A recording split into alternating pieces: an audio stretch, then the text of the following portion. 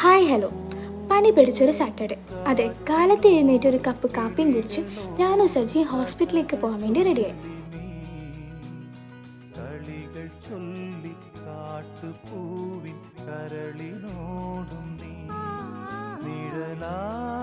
ഹോസ്പിറ്റലിൽ പോയി കൺസൾട്ടേഷനൊക്കെ കഴിഞ്ഞ് നേരെ ഞങ്ങളൊരു ജ്യൂസ് കുടിക്കാൻ പോയി.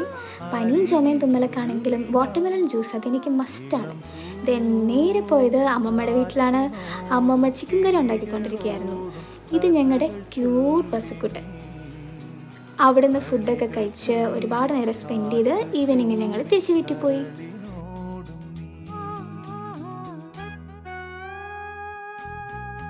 Then as usual പ്രഹസനങ്ങൾ.